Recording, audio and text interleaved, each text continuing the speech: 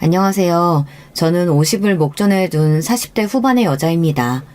물리치료사라는 제 직업을 사랑하고 열심히 센터도 운영하며 살고 있어요.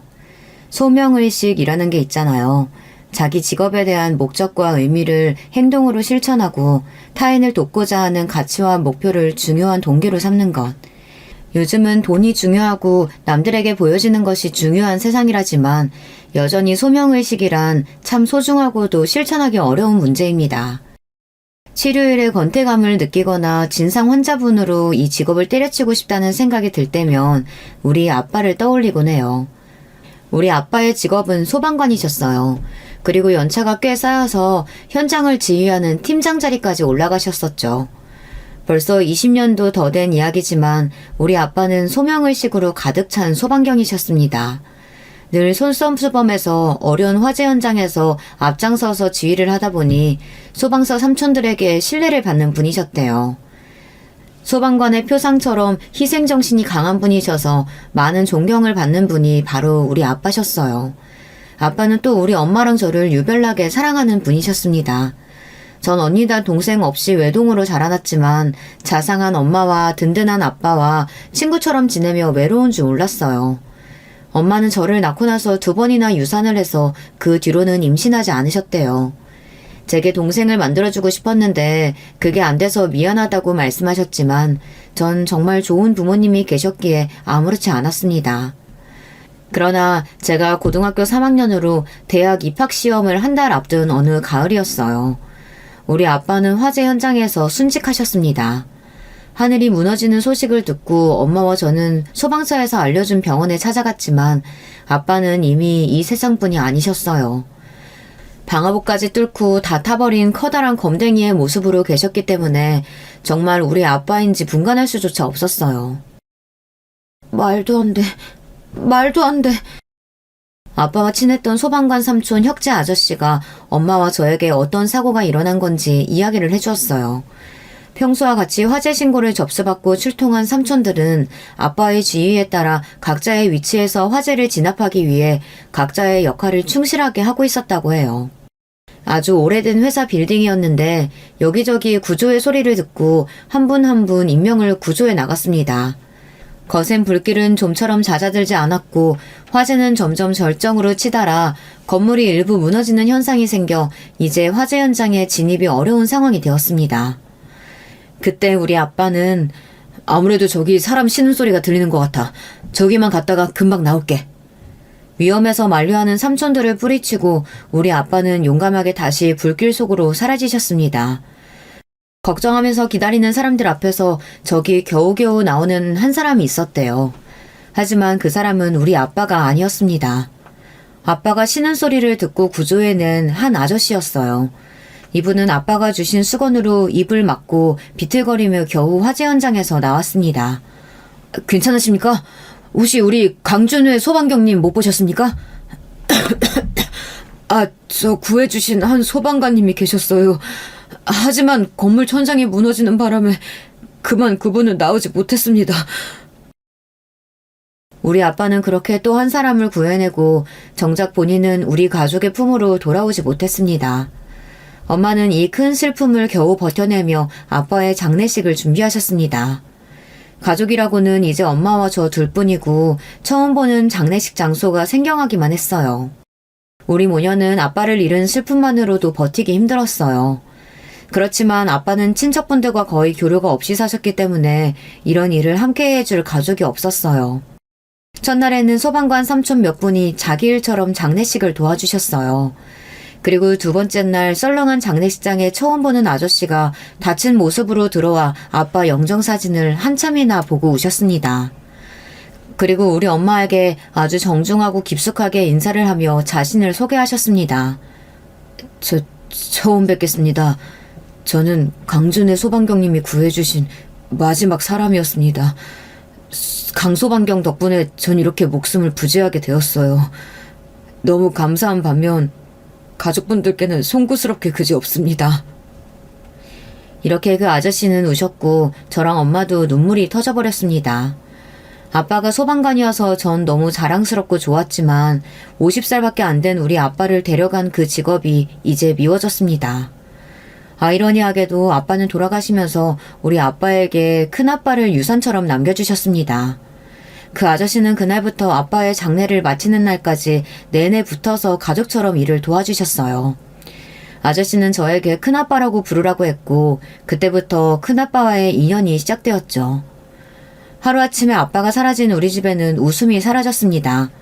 게다가 당장 가장이 없으니 50도 안 된 젊은 나이에 사별한 우리 엄마는 당장 마트 일자리를 알아보려고 하셨어요. 아빠의 순직 공무원 연금이 나오지만 원래 아빠 월급의 절반 정도라서 우리 가족이 생계를 이어나가긴 빠듯했거든요. 전 이 현실에서 도망치고만 싶었습니다.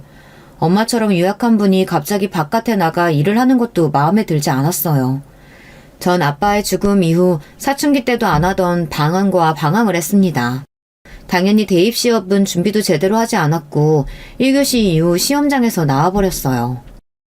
이내야, 그래도 시험은 봐야지. 대학은 가야 할 거 아니니. 엄마, 난 대학 안 가고 일할 거야. 우리 한편에 무슨 대학이에요. 엄마 말씀 다 안 듣고 저는 취직 자리를 알아보고 있었어요. 이런 사정을 알게 된 큰아빠는 집에 와서 저를 설득하셨습니다. 이내야, 우리 한국 사회는 대학 간판이 필요해. 지금 이 시기에 대학 가지 않으면 나중에 후회해. 내년에 대학 가자. 큰아빠, 아빠도 없는데 왜 큰아빠가 나한테 뭐라고 하는데. 큰아빠가 우리 아빠라도 되냐고요. 난 이미 대입시험도 망쳤고 내 인생은 틀려먹었어요. 내가 공부를 잘하기라나 운동을 잘하기라나 뭐 하나 잘하는 것도 별로 없는데 대학은 가서 뭐해요. 그래도 임마, 세상 살려면 대학 간판은 있어야지. 하늘에 있는 니네 아빠가 뭐라고 하시겠냐? 난 이제 네 아빠 대신이야. 네가 날 아빠 대접해주든 말든 난 그렇게 할 거야. 당장 재수학원 등록할 테니까 잔말 말고 공부해. 좋은 대학 가라고 하는 거 아니야. 네가 가고 싶은 대학을 가라고. 이렇게 큰아빠의 강압에 가까운 권유로 전 재수학원을 억지로 다니기 시작했습니다. 전 당시 세상에 대한 불만으로 가득 찼습니다. 우리 아빠만큼 정의롭고 착한 사람은 없어요.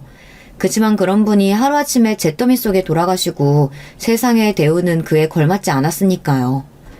세상 사람들은 소방관 하나쯤 화재 현장에서 죽은 줄은 모르고 자기들의 인생을 살아가잖아요.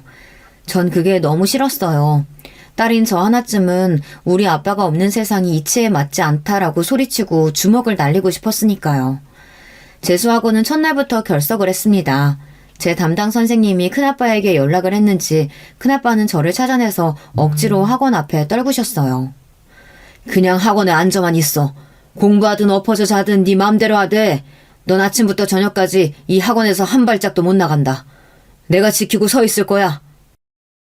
큰아빠는 경찰 공무원으로 바쁘신 분이셨지만 정말 그 말씀대로 학원 앞에서 저를 감시하셨어요. 제가 아침에 들어가는 것을 보시고 학원 끝날 시간쯤 절 데리러 오셨죠. 정말 급한 일이 있으실 때는 우리 엄마에게 꼭 학원 앞에 가서 절 지키고 서 있어야 한다고 신신당부를 하셨대요.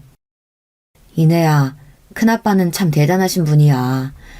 엄마도 너 대학 가는 거 어쩌질 못했는데 너희 아빠처럼 널 챙기시는구나.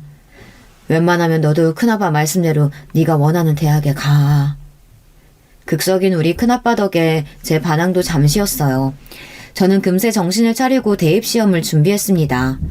원래 제가 머리가 나빠서 공부를 잘하지는 못했지만 매일 암기할 것은 달달 외우며 제가 할 수 있는 한 열심히 공부했습니다.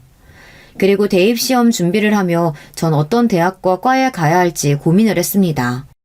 그러다 문득 아빠와의 추억이 떠올랐고 제가 잘하는 일이 있다는 것을 알게 되었는데요. 아빠가 퇴근하시면 늘 목이랑 허리가 아프다고 하셔서 제가 안마를 해드렸어요. 아이고, 너는 소나기 힘이 장난이 아니구나. 빈말이 아니라 은혜한테 안마 받는 거 병원 가는 것보다 훨씬 나아. 이렇게 말씀하시곤 했어요.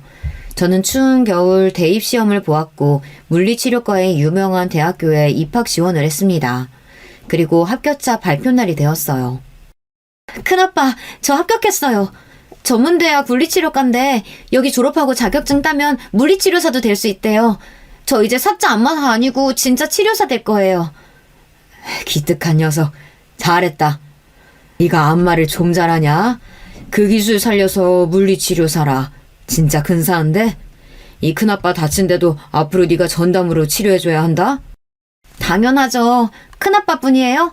큰아빠네 식구들이며 친구들 모두 다 저한테 오시면 공짜로 물리치료 해드릴게요. 그런데 큰아빠 죄송해요. 제가 공부 잘했으면 일반 4년대 대학 가는 건데 그렇게 학원비도 내주시고 응원해주셨는데.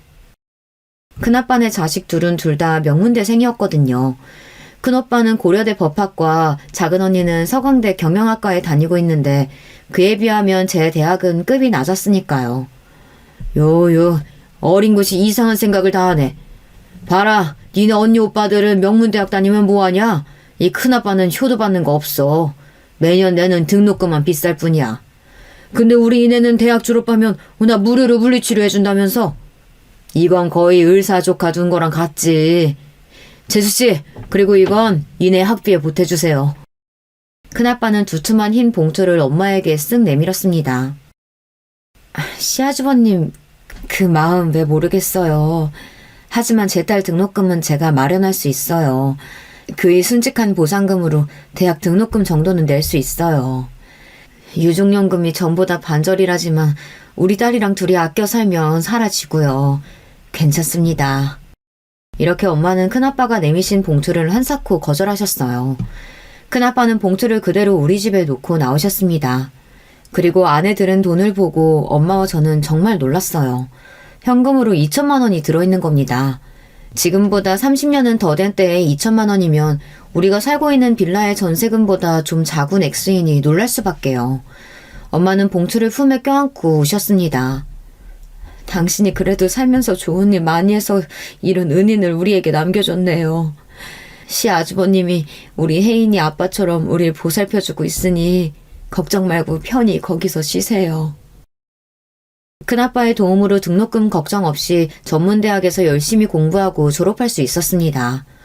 그리고 국가 자격증으로 물리치료사를 취득한 뒤 전 바로 사회생활을 시작하게 되었죠. 25살 때부터 저는 정형외과 병원에서 물리치료사로 일을 하고 있었어요. 제가 월급을 벌 수 있게 되니 엄마가 하시는 파추엘 부위를 그만두셨으면 하는 마음으로 엄마에게 제 월급을 모두 드렸습니다. 하지만 엄마는 제 월급을 고스란히 고이율의 적금에 모두 넣으셨어요. 이 적금은 제가 결혼할 때 시집 자금으로 절대 건들지 않겠다고 하셨어요. 저는 좀 더 깨끗한 신축 빌라 전세로 집을 옮겼으면 했지만 엄마는 절대 안 된다고 하셨어요. 나 결혼 안 할 거야. 엄마랑 둘이서만 살 거란 말이야. 엄마도 나이가 50이 훌쩍 넘으셨잖아요. 맨날 손목이랑 허리 아프시다고 하면서 이제 파출부일 그만하세요. 아빠 공무원 연금이랑 제 월급 합치면 우리 집 이사가고 더 편하게 살 수 있잖아요. 하지만 제 이야기에 엄마는 단호하게 고개를 저으셨어요. 네가 결혼을 왜 안 하니? 그런 말 하면 엄마 너무 속상해. 너 제대로 시집 보내놓고 죽어야 나중에 네 아빠 만나도 내가 당당하지. 좋아하는 남자도 없었고 엄마 혼자 두고 시집갈 마음이 그때는 하나도 없었죠. 그때는 말이에요. 26살이던 때 한 남자를 만나고서부터 전 결혼을 꿈꾸게 되었답니다. 그날은 무더운 7월 중순의 어느 날이었죠. 저는 평상시대로 병원에서 근무하고 있었는데 의사의 치료 요청서 하나가 와서 환자를 기다리고 있었어요. 이름이 외자라 특이해서일까요? 이상하게도 진단서 안에 환자 이름과 나이가 눈길이 가서 들여다보고 있었어요. 환자 최준님 오셨나요? 그때 어깨를 감싸면서 저요하고 치료실 안으로 들어온 사람은 31살의 건장한 남자였습니다. 적당한 키에 탄탄한 체구, 그리고 크고 명료한 말투가 우리 아버지를 생각나게 하는 사람이었어요. 최준 환자는 교통사고로 목 경추와 어깨 손상을 당해 장기적인 치료가 필요한 분이었어요. 고통이 심하고 환자 상태가 안 좋아 보이더라고요. 의사의 처방에 따라 온열 마사지 기계를 연결해주며 이야기를 했습니다. 이 기계는 다치신 부위의 통증을 완화하고 회복시키는 기능이 있습니다. 치료 끝나면 제가 다시 들어올게요. 네, 저 혹시 바쁘십니까? 네? 아니요, 다른 환자분은 지금 없으셔서요. 괜찮으시다면 여기 안에 같이 머물러 계시면 안 될까요? 제가 몇 시간 전에 교통사고를 당했는데 지금 긴장되고 떨리는 마음이 진정되질 않아서요. 혼자 이렇게 누워있기가 좀... 아, 그러시군요. 그럼 제가 여기에 앉아 있을게요. 좀 부끄러워하면서도 도움을 필요로 하는 환자분의 얘기에 전 치료받으시는 동안 이런저런 이야기를 하며 환자분 옆에 앉아 있었어요. 그리고 온열 치료가 끝나고 전기 치료를 위해 움직이면서 저의 가슴 부분이 환자분의 코를 스치게 되었습니다. 사실 저는 마른 몸에 가슴이 D컵으로 글래머러스한 체형으로 친구들 사이에서 유명했는데요. 이것 때문에 문 남성들로부터 대시도 참 많이 받았죠. 하지만 전 그런 시선이 좋지 않았어요. 저를 무슨 젖소 취급하면서 부럽다고 놀려대는 친구들도 제 가슴에서 눈을 떼지 못하는 남자들의 시선도 모두 싫었습니다. 그저 창피하기만 해서 브래지어를 타이트하게 하고 그 위에 압박붕대를 두르고 옷을 입고 지냈었는데 그때는 여름이라서 압박붕대를 못했어요. 환자분은 그 뒤로 얼굴을 붉히더니 저를 잘 쳐다보지도 못하고 있었습니다. 저도 괜히 부끄러워져서 얼른 치료가 끝마치기를 기다렸어요. 그날부터 약 2달 동안 체중 환자는 저에게 치료를 받았습니다. 심지어 저 말고 다른 한 물리치료사님이 계셨지만 기다렸다가 꼭 저에게 치료를 받았어요. 그리고 어느 날은 초콜릿, 어느 날은 커피, 어느 날은 핸드크림 이런 식으로 저에게 맛있는 음식이나 작은 선물을 들고 왔어요. 저와 같이 일하던 8살 많은 물리치료사 언니는 저 봐라. 최준 환자 또 선물 주고 꼭 너한테만 치료받겠다지? 이게 무슨 뜻이겠어. 그 환자가 저에게 흑심이 있다면서 언니는 저를 놀려댔고 전 그게 부끄러웠지만 싫지 않았어요. 저도 점점 최준님이 좋아졌거든요. 그리고 치료를 받으면서 조금씩 최준님은 자기 이야기를 저에게 했어요. 저도 그분에게 제 이야기를 하며 친해졌습니다. 환자분이 완쾌되어 더 이상 병원에 오지 않아도 되었지만 우리는 이제 정식으로 연애를 하며 바깥에서 만남을 이어갔죠. 남자친구는 한양대 기계공학부를 졸업하고 큰 기계설비 회사를 다니는 사람이었어요. 눈에 총기가 가득하고 회사 사장 자리에까지 오르겠다는 야망으로 가득 찬 남자였죠. 실제로 회사 일을 진심으로 열심히 하더라고요.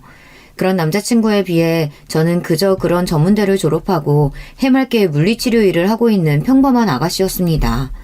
그런 저를 남자친구는 많이 좋아해 주었고 급기야 반지를 주며 제게 청혼을 하였어요. 전 너무 기쁜 나머지 그 자리에서 승낙을 했고 우리는 결혼하기 위해 양가 어른께 인사를 드리기로 했습니다. 하지만 시간이 지나도 남자친구 부모님이 도통 저를 찾지 않아서 어찌된 일인지 물어보았죠. 남자친구는 저에게 미안해하는 표정으로 엄마는 4년제 대학 졸업하셨고 학벌과 집안 배경이 좋은 여자를 내 아내로 맞았으면 좋겠다고 하시네. 아직은 우리 결혼 반대하시지만 내가 열심히 설득하고 있으니까 걱정하지 마. 속상했지만 현실은 그랬습니다. 저는 홀어머니의 전문대 졸업을 한 물리치료사일 뿐이니까요.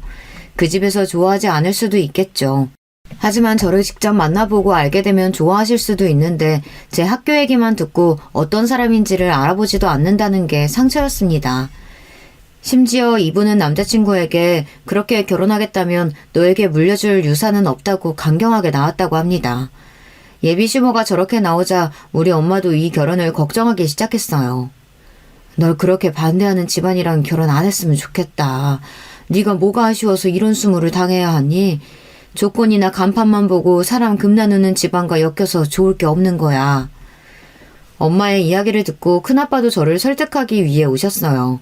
저는 눈물을 흘리며 호소했죠. 큰아빠, 저도 다 큰 성인인데 제가 선택한 사랑을 할 수 있지 않겠어요? 하루라도 행복하고 눈물 안 나게 예쁜 사랑 할 수 있게 저 응원해 주셨으면 좋겠어요. 결국 큰아빠도 엄마도 제 굳은 의지에 결혼을 허락해 주셨어요. 그리고 남자친구도 오랫동안 설득한 끝에 시부에게서 결혼 승낙을 받아냈죠. 시모는 끝까지 결혼 승낙을 하지 않았지만 결혼식장에 참석하셨으니 허락하신 것으로 보였습니다. 우여곡절 끝에 결혼한 뒤 저는 시부모님을 모시고 남편과 결혼 생활을 시작하였습니다. 50대의 젊은 시모는 여간 깐깐한 분이지 않았어요. 그리고 툭하면 대학도 제대로 안 나온 네가 이런 걸 이해할 수 있겠니? 하며 제 전문대 출신을 꼭 걸고 넘어가셨죠. 그래서 전 좋아하는 남자와 함께 살게 되었지만 삶은 팍팍하고 외로웠습니다. 우리 남편은 워커홀릭답게 늘 회사 일만 생각하는 사람이었어요. 자기 부모, 특히 시모의 말씀에는 절대 복종하는 효자였던 거예요. 그 당시 병원에서 일하면서 일요일 하루만 쉴 수 있었고 무엇보다 임신을 하고 나면 따로 출산휴가를 받기 어려운 것이 현실이었어요. 그래서 첫 아이를 임신하고는 병원 일을 그만두게 되었습니다.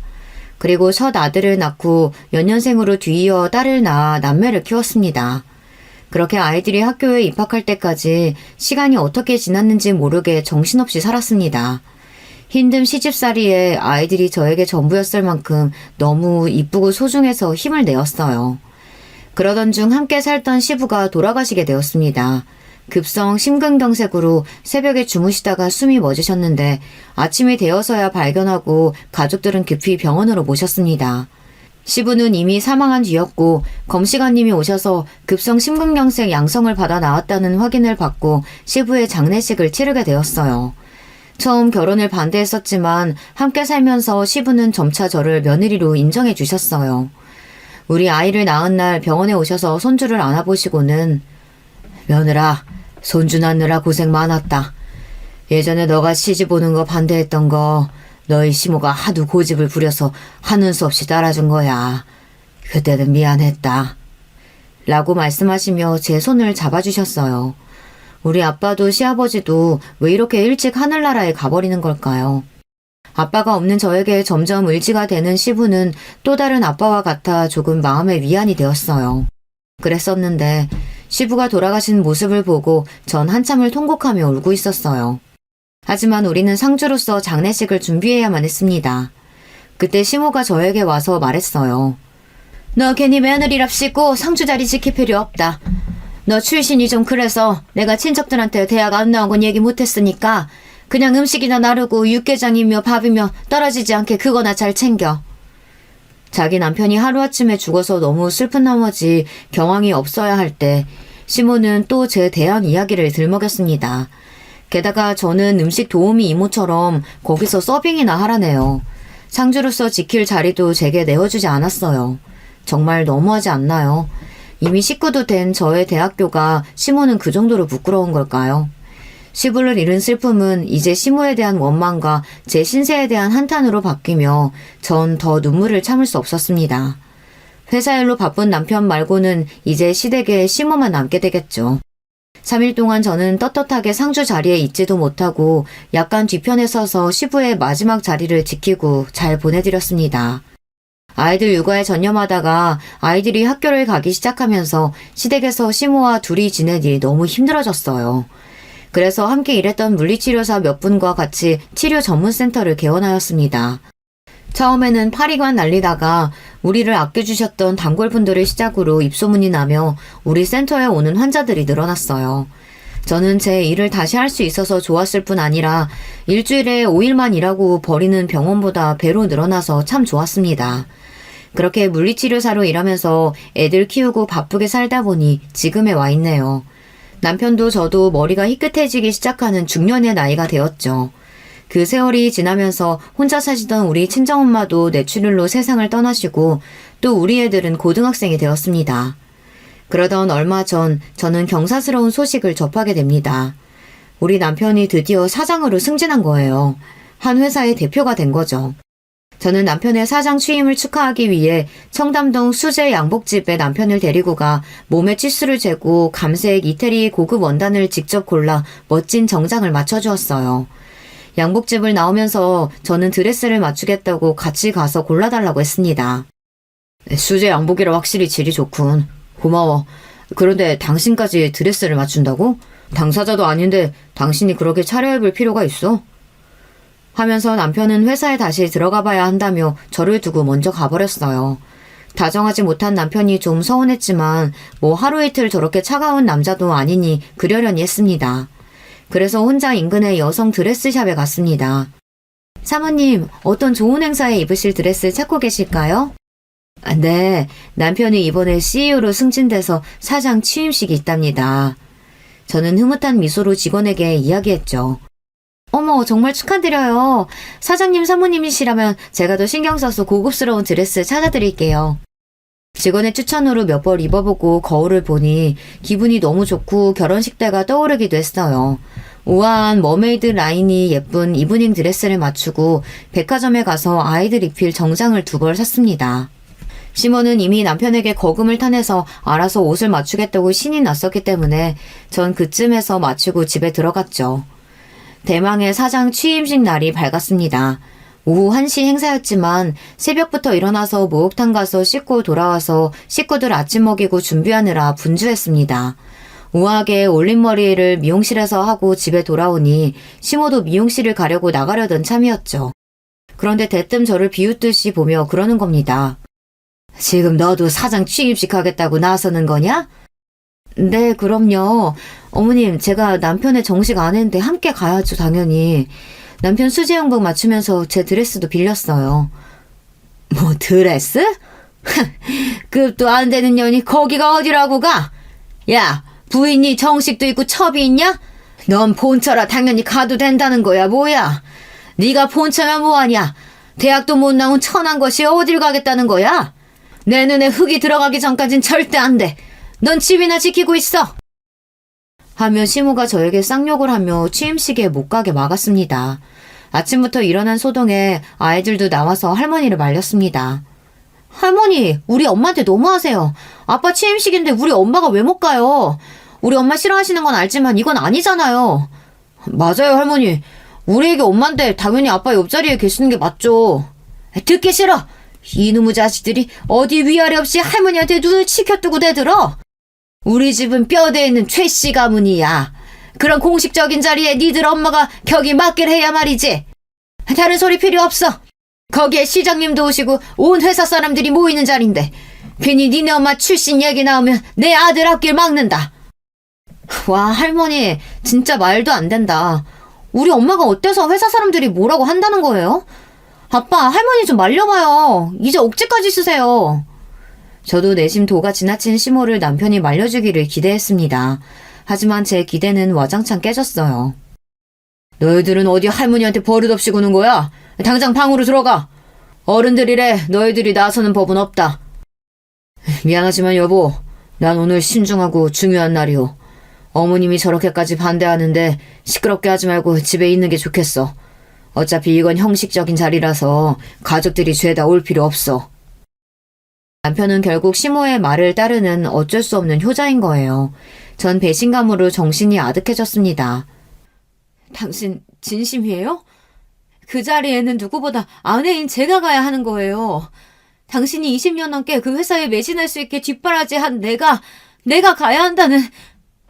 갑자기 설움이 복받쳐서 더 이상 말을 잇지 못하고 저는 주저앉아 울었습니다. 그런 저를 보고 시모는 코웃음을 쳤고 결국 사장 취임식에는 남편과 시모만 갔습니다. 우리 아들, 딸은 제 편을 들면서 엄마 없이는 우리도 가지 않겠다고 버틴 거예요. 단순히 취임식에 가지 못해서 서운한 게 아니라 그간 쌓인 시모의 멸시와 구박, 그리고 결정적인 순간에는 항상 시모의 뜻에 따르는 남편. 전 시모와 남편에게 신물이 났어요. 그리고 속상함을 견디다 못해서 한참을 고민한 끝에 남편과 시모와 헤어지기로 결심했습니다. 내 나이도 이제 50을 앞두고 있어요. 더 이상 이렇게 살고 싶지 않았고 우리 아이들 보기에 창피했어요. 전 아들, 딸을 불러서 이야기했습니다. 서준아, 예원아, 엄마가 할 얘기가 있어. 너희들이 안 좋아하겠지만 이제 엄마는 너희 할머니랑 아빠랑 함께 살 수가 없단다. 엄마도 엄마를 존중하면서 남은 인생 살기로 결정했어. 괜찮겠니? 엄마의 결정 따라줄 수 있을까? 엄마, 잘 생각했어. 난 전부터 엄마가 아빠랑 이혼했으면 했어. 엄마처럼 사는 여자가 어디 있어. 엄마를 보고 자란 내가 엄마처럼 결혼해서 살면 어떻겠어요? 당당하게 이혼하셔도 난 엄마 편이고 엄마를 응원할 거야. 나도 아빠랑 할머니랑 같이 살기 싫단 말이야. 엄마 아빠가 이혼하는 건 싫지만 저도 애원이랑 같은 생각이에요. 엄마가 행복해지는 게 제일이니까 우리 신경 쓰지 말고 이혼하세요. 우리도 벌써 다 컸으니까 엄마 이해해요. 내 착한 아이들이 이렇게 절 이해해주고 응원해주니 전 너무 고맙고 기뻤습니다. 아이들을 물리고 바로 큰아빠에게 전화를 걸어 제 이야기를 털어놓았어요. 큰아빠가 걱정하실까봐 그동안 시모가 저에게 했던 일들과 남편은 절 지켜주지 않는다는 하소연을 큰아빠에게 한 적이 없었죠. 하지만 큰아빠는 제가 그간 겪은 일들에 대해 크게 당황하지 않고 묵묵히 긴 이야기를 들어주셨습니다. 큰아빠, 전 오늘로 이 집 나가서 남편과 이혼 준비할 거예요. 앞으로 단 하루도 못된 시모와 살지 않겠어요. 당연하지. 수서동 우리 집으로 오거라. 방 많으니까 아이들 데리고 와도 괜찮아. 그리고 단지 이혼만 하지 않을 거예요. 남편과 시모에게 복수할 거예요. 남편 사장 승진 취소시킬 방법이 없을까요? 물론이지. 그 자식들 내가 가만히 내버려둘 줄 알았냐? 내 모든 힘을 총동원해서 그놈 파멸시킬 거야. 니네 시모도 마찬가지고. 이 큰아빠가 모두 알아서 할 테니 걱정 말고 너는 당장 짐 싸서 여기로 오거라. 아이들은 당장 학교에 가야 하는 상황이라 함께 데려오기 힘들었어요. 그래서 저 혼자 짐을 싸서 큰아빠 집에 들어가 빈방 하나를 썼습니다. 큰아빠는 2년 전에 아내를 상처하셨기 때문에 혼자 50평대의 넓은 아파트에서 지내고 계셨어요. 가끔 오빠랑 언니가 들려서 쓰는 방이 3개나 더 있었기 때문에 제가 지내기에도 부족함이 없었죠. 취임식 행사가 끝나고 집에 돌아온 남편은 제가 갑자기 집을 나오니 전화를 했지만 전 받고 싶지 않았습니다. 대신 문자 한 통을 보냈어요. 나는 남편 최준과 이혼하겠습니다. 그리고 그 집에는 들어가지 않을 테니 앞으로 이혼 준비나 협조하세요. 남편은 이제 막 사장이 된 내가 이혼으로 이력을 먹칠할 마음 없으니 당장 집에 들어와. 이렇게 문자를 보내고 계속 전화를 했습니다. 하지만 남편은 제가 어디에 있는지 찾을 수 없을 거예요. 우리 큰아빠의 존재를 남편은 모를 테니까요. 큰아빠는 늘 제 주변에 있었지만 남편과 마주쳐서 인사를 나눈 적도 없었기 때문입니다. 그런데 시모에게서 전화가 오는 겁니다. 제가 가장 받고 싶지 않은 전화인데 받을 리 없죠. 그리고 뒤이어 온 시모의 문자를 보고 어이가 없었습니다. 너 이혼한다며? 잘 생각했다. 사장님이 된 내 아들한테 격이 맞는 새 아내가 필요하지. 그대로 네가 나가 산다고 해주니 고맙고 정 필요하면 위자료 정도는 챙겨주마. 다시는 돌아오지 마라. 아무리 저를 싫어해도 그렇지 함께 모시고 산 세월이 20년이 넘는데 아이들의 어미인 저보고 돌아오지도 말라네요. 전 정말이지 결혼을 잘못했다는 사실을 이제야 깨달았습니다. 그래서 우리 친정엄마가 그렇게 염려하셨고 큰아빠가 말리셨는데 제가 제 발등을 찍은 거예요. 20대부터 40대까지 꽃다운 날들을 송두리째 날려버렸어요. 시모같이 날 싫어하는 사람을 모시고 무심한 남편 뒷바라지나 하면서 살았으니 집을 나와서 이혼을 준비하며 마음이 복잡하고 힘들 줄 알았는데 도리어 너무 편한 생활이 시작되었습니다. 큰아빠 집에서 편하게 지내며 물리치료센터에 출퇴근했어요. 퇴근 후에는 고등학생 아들, 딸의 하원을 차로 데려다주며 같이 차에서 도시락이나 간식도 먹으며 하루의 일을 이야기했습니다. 큰아빠는 연세에 있는 남자분답지 않게 혼자서 집안일도 잘하시고 사시는 분이라 제가 도와드릴 것도 별로 없었어요. 일주일에 2번씩 오는 청소 도우미가 전체적인 청소를 다 하셨고 집은 늘 잘 정돈되어 있었어요. 식사는 반찬과 국이며 찌개가 매일같이 배달 오고 본인이 백화점 식당가에서 맛있는 것들로 사와서 냉장고를 채워놓으셨습니다. 그래서 제가 큰아빠에게 해드릴 집안일이라고는 냉장고에 있는 국이나 반찬으로 아침상만 차려드리면 되었고 빨래도 제 것만 따로 하면 되었어요. 전에는 직장 다니면서도 집안일을 하느라 집에서 쉬는 시간이 거의 없었는데 지금은 정말 여가 생활이라는 걸 보내면서 편하게 지냈습니다. 아이들은 학원 데려다주면서 매일 얼굴 보고 보기 싫은 시모도 남편도 함께 있지 않으니 제 마음이 그렇게 편할 수가 없었죠. 이건 모두 우리 큰아빠 덕분이었습니다. 큰아빠는 적적하게 큰 집에서 혼자 살다가 제가 와주니 사람의 온기가 돌고 대화할 상대가 생겼다며 너무 좋아하셨어요. 하지만 시댁은요, 제가 나오고 나니 늙고 게으른 시모가 집안일을 대신하지도 않았고 남편과 시모는 아주 불편하게 지내고 있다고 들었습니다. 엄마, 우리 교복도 할머니는 제대로 세탁도 안 해주셔. 여자이니까 나보고 청소랑 빨래 해놓으라는 거야. 엄마 없는 이 집에서 진짜 살기 싫어요. 맞아요. 대부분 학교랑 학원에서 밥 사 먹지만 집이 더럽기도 하고 할머니는 교회 친구들 집에 데려와서 밤늦게까지 놀고 진짜 집이 엉망이에요. 그래서 전 아이들 학교 근처로 집을 구해서 데려와야겠다고 생각했습니다. 큰아빠는 예상하셨던지 원래 살던 동네 근처에 아파트 한 채를 전세 계약했다고 알려주셨어요. 큰아빠, 제가 돈은 충분히 있으니까 잔금은 제가 할게요. 정말 감사합니다. 무슨 소리냐? 내 이름으로 계약했으니 내가 낼 거다. 너는 애들이랑 그냥 들어가서 살기만 하거라.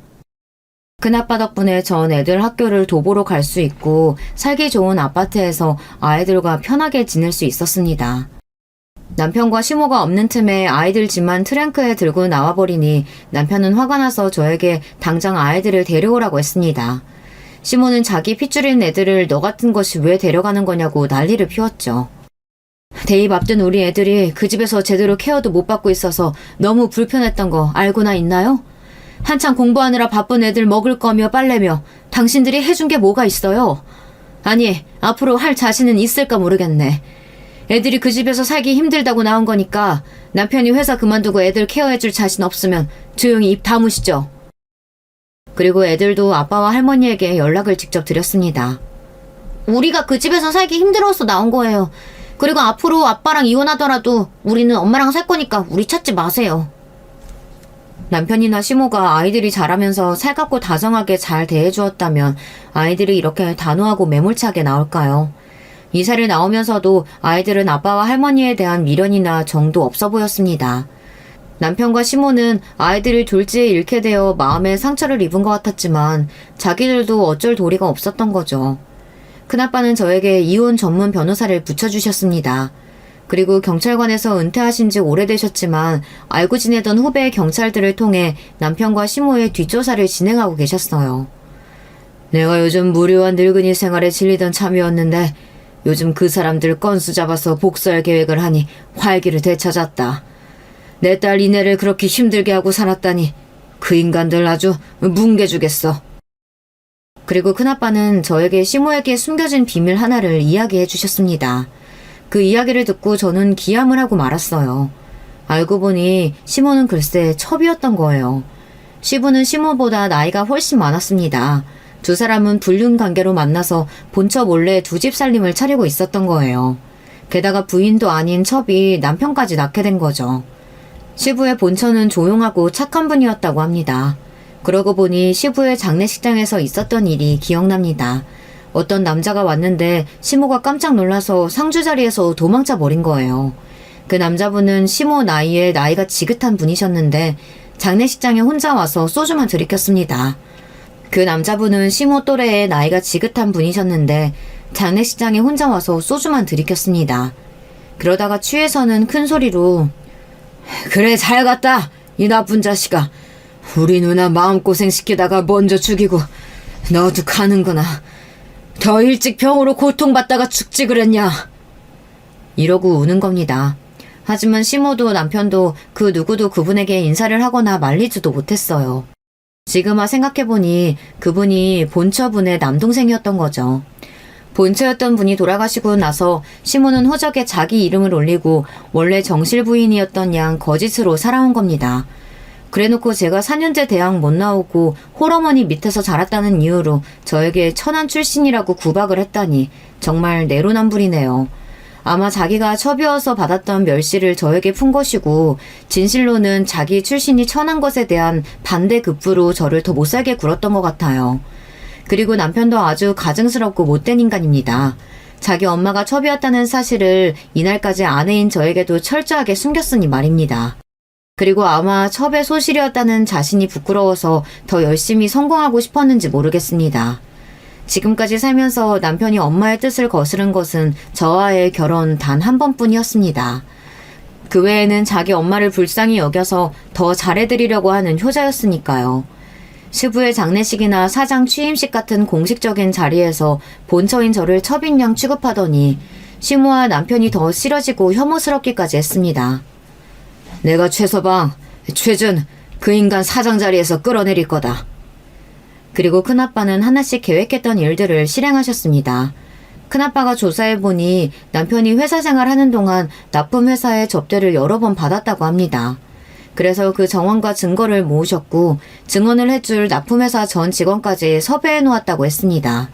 남편이 골프 여행이나 식사비 등으로 회사 법인카드를 사용했던 것을 포함하여 회사 공금을 개인적으로 사용했던 일들을 회사 공금 횡령의 죄로 물을 거라고 하셨습니다. 큰아빠는 경찰 출신으로 경찰 쪽에 힘을 행사할 수 있었습니다. 그리고 큰아빠 딸이자 제가 친언니처럼 지내는 서진 언니의 남편은 우리나라 기획재정부 장관정책 보좌관으로 고위 공무원 자리에 있습니다. 그래서 그분들을 통해 큰아빠가 알아낸 사실과 증거를 보내 확실하게 남편을 처벌할 수 있었습니다. 남편의 회사에서는 날벼락을 맞고 말았어요. 남편의 부도덕한 짓을 까발리고 앞으로 모든 국가 지원을 끊고 입찰에 참여할 수 없을 거라며 행정소송까지 각오하라는 기획재정부의 공문이 회사로 날아갔기 때문입니다. 회사에서는 주주총회가 열리고 난리가 아니었습니다. 남편은 자신의 치부가 만천하에 드러나자 얼마 버티지 못하고 스스로 대표의 자리에서 물러났다고 합니다. 또한 회사에서는 단지 퇴사만으로 끝나지 않을 것이라고 나왔습니다. 그동안 횡령했던 금액에 배상금까지 물을 거라고 하며 남편은 큰 공경에 처하게 되었습니다. 무엇보다 회사에 자신의 청춘을 다 바친 남자가 세상 부끄러운 짓이 탄로가 나서 불명예스럽게 퇴진했으니 얼마나 자존심이 상하고 정신적으로 힘들까요? 남편은 술에 잔뜩 취해서는 제가 일하고 있는 센터에 찾아왔습니다. 여보, 나 회사에서 잘렸어. 나 왜 이렇게 된 거냐? 내 평생 성공하겠다고 달려왔는데 이렇게 하루아침에 알거지가 된다고? 난 이제 살아갈 힘도 없어. 내 전부였던 회사는커녕 이제 어디 번듯한 곳에 취직도 못할 거야. 그리고 아내와 아이들은 날 떠났고 하는 일 없이 나만 달달 볶아대는 엄마와 집에 있지. 나한테 이내 너는 내 안식처였어. 그러니까 엄마 반대해도 너랑 결혼했지. 애들과 같이 돌아주면 안 되겠니? 앞으로 너한테 잘할게. 당신의 사과도 후회도 이제는 너무 늦었어. 게다가 당신은 이제 어디 갈 회사도 돈도 없는 나이 든 남자에 불과한데 내가 왜 그런 당신을 걷어먹이겠어? 내가 첩출신인 당신 엄마한테 그렇게 수모를 당할 때에도 당신은 한 번도 날 도와주지 않았어. 절대 용서 못해. 돌아가. 술 먹고 추한 걸 그만 보이고. 제 냉정한 태도에 남편은 크게 상처입고 돌아갔습니다. 남편에 대한 큰아빠의 복수는 성공이었어요. 이제 진짜 복수해야 할 대상은 아직 남아있다. 너희 시모. 너희 시모가 교회랑 자기 대학 동창 모임을 그렇게 중요시 한다고 했지? 큰아빠는 자신의 계획을 떠올리며 고소하다는 듯이 웃으셨습니다. 시모는 자기가 4년제 대학을 나왔다는 자랑을 사는 내내 저한테 해대셨어요. 그리고 교회에서 권사로 지내면서 교회 사람들과 대학 동창 모임을 잘 챙기던 사람이었습니다. 큰아빠는 어떻게 소문을 퍼뜨린 것인지 시모의 교회와 대학교에 시모의 민낯을 공개했습니다. 바로 유부남을 꼬셔낸 불륜녀였고 그의 아들까지 낳아 키웠다고요. 그리고 유부남의 본처에게 뻔뻔하게 굴고 본처가 병으로 죽을 때까지 도리어 본처를 괴롭혔던 사실들. 자기가 첩 출신이었다는 것도 숨기고 며느리를 봐놓고선 도리어 천한 출신이라며 며느리를 내쫓은 일 모두가 알려지게 되었어요. 시모는 너무 부끄러워서 교회와 각종 모임을 끊고 집에 알아누웠다고 합니다. 그리고 우리 집을 어떻게 알아냈는지 찾아와서 분풀이를 하더군요. 너냐? 내가 첩이었다는 거 어떻게 알아내서 동네방네 소문낸 것이 그 요사스러운 넌이 너냐고? 네가 네 하늘같은 서방 회사에도 꼰지르고 다 한 거야? 아니 어떻게 우리 아들이 하루아침에 회사에서 쫓겨나게 됐냐고. 목소리 낮추세요. 남의 집에서 이게 무슨 횡패예요? 난 이제 당신 며느리 아니고 이 집은 엄연히 우리 큰아빠가 해주신 우리 집이에요. 맞아요. 당신 아들이 저지른 죄 찾아내서 기획재정부에 있는 우리 형부한테 알려준 것도, 그리고 당신이 첩 출신이었다는 거 알아내서 주변에 퍼뜨린 것도 모두 경찰 출신이었던 우리 큰아빠가 날 위해 해주신 복수였어. 가증스러운 인간 같으니 자기는 첩이고 남편은 첩 자식이었던 주제에 나를 업신여겨? 진짜 천한 것들은 당신과 당신 아들이었어. 이렇게 시모에게 해대니 처음으로 속이 아주 후련해졌습니다. 아니, 뭐라고? 너한테 큰아빠가 어딨어? 형부가 어딨고? 우리 아빠는 자랑스러운 소방관이셨고 우리 아빠 덕에 목숨을 구한 분이 바로 우리 큰아빠세요. 그리고 큰아빠가 나를 뒤에서 지켜주고 계셨는데 당신은 그런 것도 모르고 날 무시하고 마음대로 대했지. 내가 아빠도 없고 엄마도 나중에 돌아가셨다고 힘없는 여자라고 생각해서. 이제 앞으로 남은 인생 당신을 상대해줄 사람도 없으니 굴욕적이고 외롭게 살아보시라고요. 제 얘기에 시모는 발끈해서는 집안의 물건들을 던지며 악다구니를 썼습니다. 그렇게 겉으로만 고상 떨던 시모는 자기 본색을 드러내었죠. 첩 출신다운 행동이지 않을 수 없었어요. 포악해진 시모의 모습에 놀란 우리 아들은 경찰에 주거침입죄로 신고를 했고 경찰들에게 시모는 끌려나갔습니다. 자기 손자가 경찰 신고를 해서 끌려가다니 정말 시모는 밑바닥 아래로 추락해버린 신세가 되어버렸죠. 그렇게 큰아빠는 저를 위해 남편과 시모에게 복수를 해주었어요. 직업도 잃은 남편은 저의 이혼 요구에 맞설 힘도 능력도 없었습니다. 저는 남편이 불쌍해서 재산 분할을 요구하지도 않고 우리 애들의 친권과 양육권만 가져왔어요. 우리는 그렇게 이혼을 합의했습니다. 오랜만에 보는 남편 얼굴은 몰라보게 수척해졌습니다. 요즘은 술도 줄이고 아파트 관리소에 취직해서 지낸다고 들었습니다. 밖에 나가 돌아다니는 사람들에게 아들 자랑하기 바빴던 시모는 이제 사는 낙도 없이 집안에 콕 박혀서 신세 한탄만 하고 있다고 하네요. 그리고 남편은 그런 시모가 원망스러워서 따로 살자고 시모에게 이야기를 했다고 합니다. 그렇게 돈독했던 모자 관계도 금이 간 모양이에요. 남편은 헤어지면서 저에게 진심으로 사과를 했습니다. 그동안 내가 미쳤지. 당신이 얼마나 나한테 소중했는지, 우리 가족에게 꼭 필요한 존재였는지 너무 가깝게 있어서 미처 모르고 살았어. 효도만 중요한 줄 알고 엄마만 감싸고 도느라 너한테 못할 짓 많이 했더라. 미안하다. 너를 더 이상 붙잡을 수 없는 건 난 이제 능력도 없는 놈이고 너무 미안해서야. 이제 나를 떠나서 잘 살았으면 좋겠다. 양육권은 없지만 애들은 자유롭게 만날 수 있겠지? 아직은 애들이 날 멀리하고 싫어하는 것 같지만 애들한테도 이제 잘해보려고. 그런 남편이 불쌍해 보였고 전 아이들에게 잘 대해주고 좋은 사이가 되어보라고 이야기했습니다. 그리고 남편도 시모랑 건강히 잘 지냈으면 좋겠다고 작별 인사를 했습니다. 저는 이제 중년의 이혼녀로 하루하루를 살아가고 있습니다. 하지만 결혼 생활은 정말 힘들고 지긋지긋했기에 혼자인 지금이 참 좋습니다. 제 일도 있고 아이들도 함께 있으니 더 바랄 게 없었어요. 우리 아빠는 젊은 나이에 돌아가셨지만 큰아빠를 저에게 남겨주고 가셨습니다. 큰아빠는 우리 아빠처럼 저를 든든히 지켜주는 고마운 분이세요. 제 남은 인생 동안 아이들 대학 잘 보내고 키우면서 큰아빠 뒷바라지하면서 그렇게 살고 싶습니다. 큰아빠도 나이가 어느덧 80을 바라보고 계시고 당뇨와 혈압 그리고 허리 디스크까지 지병을 갖고 계시거든요. 큰아빠 집에 주말이면 가서 서진 언니랑 셋이서 맛있는 외식도 하고 나들이도 하면서 그렇게 지내고 있습니다.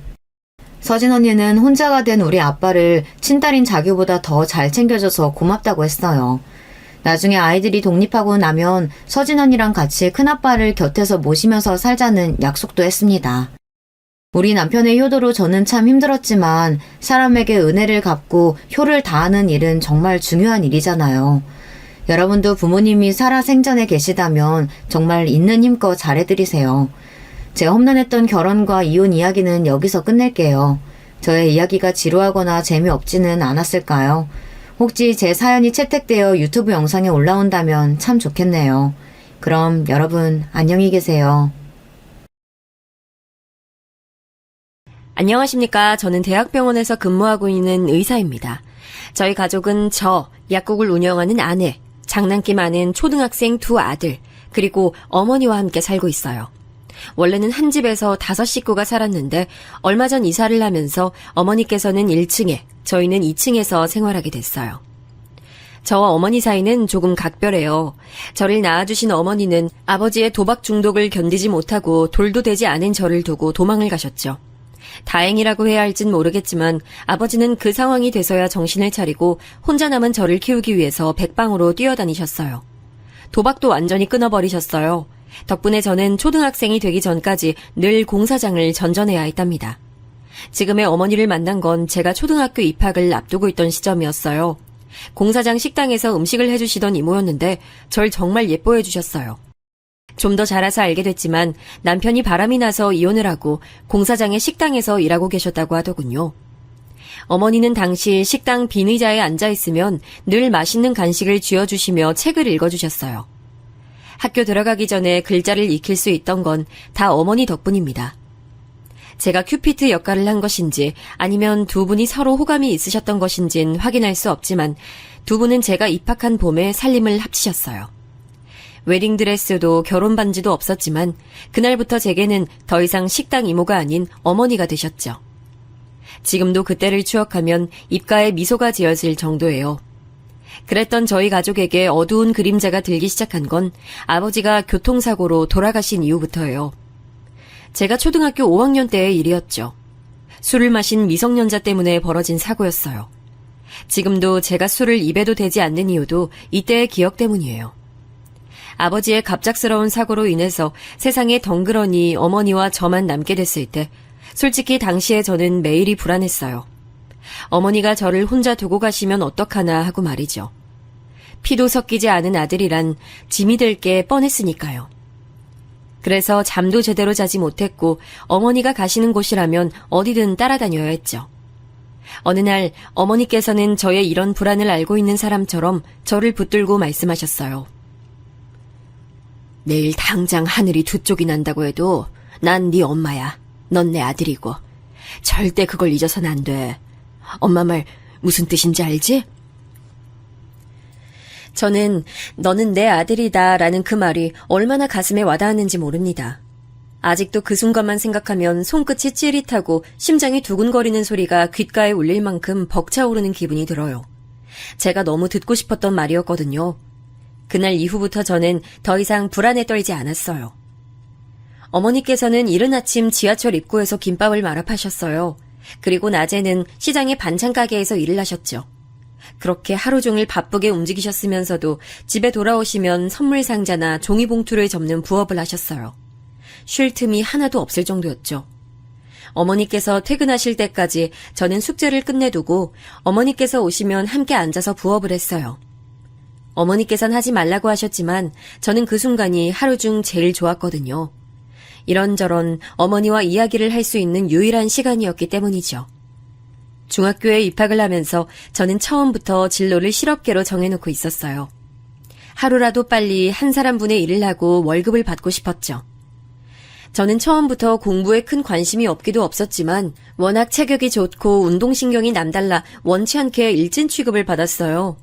실제로 싸움을 걸어오는 친구들도 있었는데 딱히 접은 적은 없었죠. 그렇다고 제가 양아치 짓을 하고 다닌 건 아니었어요. 하지만 사실을 알게 되신 어머니께서는 불같이 화를 내시면서 학생이 해야 할 일을 내팽개치고 무슨 짓을 하고 다니느냐고 처음으로 화를 내셨죠. 누가 너더러 돈을 벌어오랬다고 그런 생각을 해. 네가 특별히 꿈이 있고 하고 싶은 것이 있다면 나도 안 말려. 그런데 빨리 취직해서 돈을 벌겠다니. 그런 이유만 가지고 네 장래에 대해 생각조차 안 한다는 게 말이 된다고 생각하니? 저는 그냥 어머니 하루라도 빨리 편하게 해드리고 싶어서 그랬죠. 언제 너더러 빨리 돈 벌어서 나 호강시켜달라고 했어? 내가 그랬어? 너 앞으로 엄마 도와준답시고 나 하는 부업에 손만 대봐. 제대로 혼날 줄 알아. 어머니께서는 그렇게 불같이 화를 내시고는 한동안 제가 아무리 말을 걸어도 한 말씀도 하지 않을 정도였어요. 결국 저는 잘못했다고 싹싹 빌고 두 번 다신 그런 이야기를 꺼내지 않겠다고 약속드렸죠. 하지만 저는 여전히 빨리 취직할 수 있으면 어떤 일이든 상관없다 생각을 남몰래 품고 있었어요. 이런 제가 생각이 송두리째 바뀐 건 어머니께서 반찬 가게에서 쓰러지셨기 때문이에요. 학교에 있는데 연락이 왔더라고요. 어머니께서 쓰러지셔서 응급실로 가셨다고. 처음 들었을 땐 아무것도 할 수 없었어요. 그저 멍하게 서 있기만 했죠. 오죽하면 보다 못한 친구가 제 짐을 챙겨 들고는 제 손을 잡고 응급실로 달려갈 정도였어요. 병원에 도착해서도 저는 온몸을 벌벌 떨고만 있었어요. 어지럼증 때문에 쓰러지셨다고 하는데 다행스럽게도 가게에 의사가 계셔서 급하게 응급처치를 하고 병원으로 이송될 수 있었다고 하더라고요. 그날 이후로 저는 꼭 의사가 되겠다는 꿈을 가지게 됐어요. 갑자기 공부를 시작한 저는 부족한 기초를 친구들에게 물어가며 미친 듯이 집중해서 성적을 올리기 시작했어요. 의대를 목표로 죽어라 공부를 했죠. 머리가 나쁜 편은 아니었는지 성적은 점점 올라가더군요. 학교 선생님과 친구들이 많이 놀라긴 했지만 무엇보다도 어머니께서 가장 놀라워하셨어요. 그리고 동네에서 지인들을 만나면 제 자랑을 그렇게 하셨다고 하더라고요. 그 이야기를 듣고 나니 더 열심히 해야겠다는 생각이 들었습니다. 저의 원동력이 된 건 저를 자랑스러워하시는 어머니의 웃는 얼굴이었어요. 저는 다행스럽게도 한 번만에 의대에 붙었습니다. 대학 합격 통지서가 나온 날은 아직도 선명하게 기억하고 있어요. 어머니께서 한참을 우셨거든요. 주책 없게 이 좋은 날 왜 눈물이 나니? 아유, 아버지가 보셨어야 하는데 얼마나 좋아하셨을까. 이렇게 잘 커서 의대도 가고. 아유, 엄마는 해준 것도 없는데. 어머니 없었으면 제가 어떻게 여기까지 와요. 그러니까 건강하게 오랫동안 제 곁에 있어 주셔야 돼요. 전 어머니 평생 모시고 살 거니까. 어머니께서는 눈물이 가득한 얼굴을 하시고는 나중에 며느리한테 무슨 욕을 먹으려고 그러느냐며 자신은 절대 같이 살지 않겠다고 하셨어요. 저는 빙그레 웃기만 했지만 진심이었습니다. 대학을 졸업해서 의사가 되고 나면 꼭 어머니 가게도 마련해드리고 단칸방이 아닌 큰 집에서 호강시켜드리겠노라 다짐했죠. 그 꿈을 이루는 데는 생각보다 긴 시간이 걸렸어요. 의대를 졸업하고서 국가고시 합격하고 군대까지 다녀와 전문의가 되어서야 저도 여유를 좀 부릴 수 있게 됐어요. 물론 그 사이 저희 집은 단칸방에서 작은 평수지만 아파트로 이사를 갔고 시장 한쪽에 어머니 가게도 낼 수 있게 됐어요. 그러던 어느 날 심장외과의로 대학병원에서 근무하고 있는데 하루는 교수님께서 저를 찾으셨어요. 자랑을 좀 하자면 저는 동기들이나 선배들에 비해 수술 실력만큼은 좋아서 평소 저를 예뻐해 주시는 교수님들이 많이 계셨죠. 자네 혹시 사귀는 사람은 있나? 결혼을 약속한 사람이라던가. 아니요, 없습니다. 결혼할 생각도 없지만 아직 배울 것들이 많아서요. 교수님께서는 잘 됐다고 하시면서 제게 자신의 딸을 한번 만나보겠냐고 말씀하셨습니다. 저는 갑작스러운 이야기에 당황스러웠어요. 안 그래도 어머니께서 언제 결혼할 거냐고 노래를 부르시는데 이제는 의국에서도 결혼 이야기를 들을 줄은 꿈에도 몰랐거든요. 교수님이 권하시는데 단칼에 거절하기도 애매했어요. 생각해보겠다는 말로 상황을 넘기려고 했죠. 내가 자네니까 보라고 하는 거야. 다른 사람이었으면 어림도 없지. 그러니 딱 한 번만 만나보게. 교수님은 끈질기게 제게 만남을 권유하셨어요. 얼굴 볼 때마다 그 이야기를 하시니 그냥 나가서 밥이나 먹고 말자는 생각으로 나갔죠. 첫인상은 나쁘지 않았습니다. 교수님이 자랑하셨던 것처럼 침착하고 조용한 것 같았어요. 대화도 나름 잘 통하는 것 같았고요. 그쪽에서도 저를 괜찮게 본 것 같았어요. 그녀는 차를 가져왔다고 하면서 저를 의국에 데려다 주겠다고 하더군요. 병원까지 감사했습니다. 조심히 들어가세요. 오늘 저는 즐거웠어요. 괜찮으시면 다음 오프 때 또 뵐 수 있을까요? 예상하지도 못했던 애프터 신청에 속으로 많이 놀랐어요. 하지만 저 역시 또 볼 수 있었으면 좋겠다는 생각을 하고 있었던 터라 그녀에게 전화번호를 달라고 말했죠. 오늘 말씀하셨던 영화 다음에 같이 보면 좋을 것 같네요. 연락드리겠습니다. 그녀는 웃으면서 고개를 끄덕이고는 차를 출발시켰죠. 그 뒤로도 몇 번 데이트를 했어요. 의사 집안임에도 불구하고 피를 보면 속이 불편하고 어지러워서 의대는 포기했다고 하더라고요. 현재는 학교 선생님이라고 했어요. 데이트를 하다 보니 원래 성격은 좀 더 밝더라고요. 웃기도 많이 웃고 데이트는 활동적인 것을 좋아했어요. 첫인상과는 완전 반대더라고요. 만남이 길어지면서 자연스럽게 저희는 결혼에 대해 이야기를 나눴습니다. 여자친구는 저를 자신 집으로 초대했고 그 자리에서 처음으로 여자친구 어머니를 만났죠. 분명 가볍게 식사 한 끼 하자고 하셨다고 해서 갔는데 그런 자리는 아닐 것 같다는 생각이 들었어요. 집은 그냥 봐도 입이 떡 벌어질 정도로 크더군요. TV에서나 봤던 넓은 정원이 있는 집이라니 저는 솔직히 크기에 놀랐다기보다는 부담스러웠습니다. 이제 겨우 방 2개짜리 집으로 이사한 저희하고는 엄청난 차이가 나니까요. 많이들 얘기하잖아요. 너무 많이 차이 나는 결혼은 하는 게 아니라고 말이죠. 두 집안의 차이만큼이나 불화가 자주 생긴다고 결혼은 비슷한 사람들끼리 하는 것이 맞다고 말이죠. 집 안으로 들어가자 여자친구의 부모님께서 반갑게 맞이해 주셨어요. 매일 보는 교수님인데도 이런 자리에서 보니 좀 다른 기분이 들었어요. 교수님도 저와 비슷한 생각이셨는지 괜히 헛기침을 하시면서 멋쩍은 웃음만 보이셨죠. 그런데 여자친구의 어머니는 좀 달랐어요. 마치 무슨 경매장에 올라온 물건을 보는 사람처럼 저를 아래 위로 훑어보는 게 느껴지더라고요. 기분이 나쁜 시선이라고나 할까, 저는 너무 긴장된 나머지 과하게 예민한 상태가 된 건 아닐까 싶기도 했습니다. 교수님께서는 식사 준비가 될 때까지는 이야기를 좀 나누자고 하시더니 곧 수술을 앞둔 환자에 대해 물어보셨어요.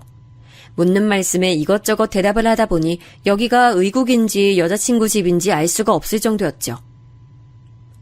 이번에 들어온 박경탁 환자 말이야. 차트 봤나?